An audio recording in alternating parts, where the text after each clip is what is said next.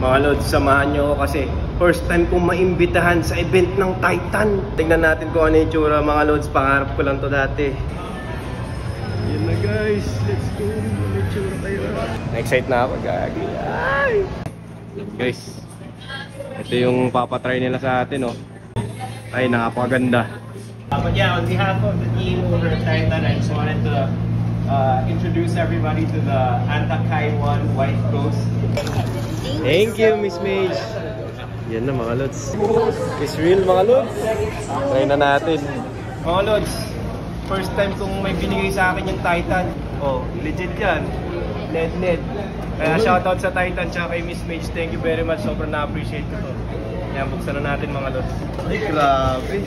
Ito yung unang sapatos ni Kyrie sa Anta. Anta Kaiwan Ghost White.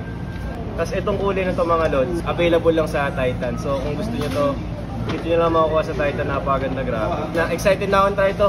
Yan mga lods, nakuha na natin yung goodies. Lipat lang tayo dito. Yan, Kerry Sports. Pagka may binibigay sila, ipapatry agad.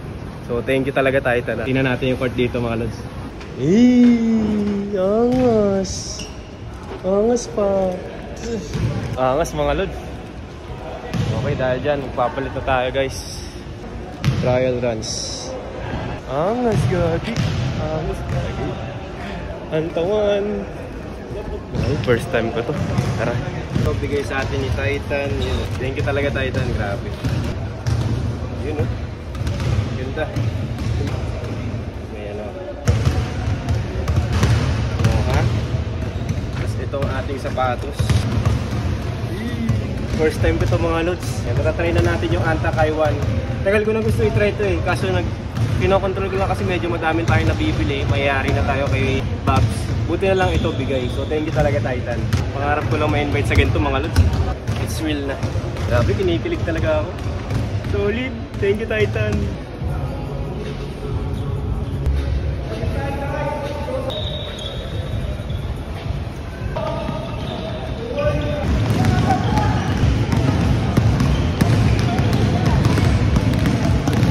Grabe yung ikot na yun, 365 degrees spin.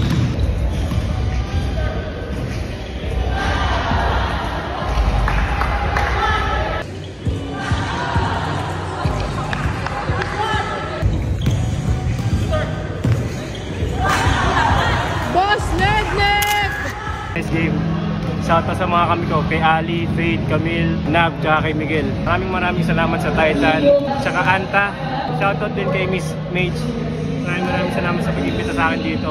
Sobrang na-appreciate ko. First time ko to. Grabe, sobrang saya. Solid. 365 sign, mura lang yan.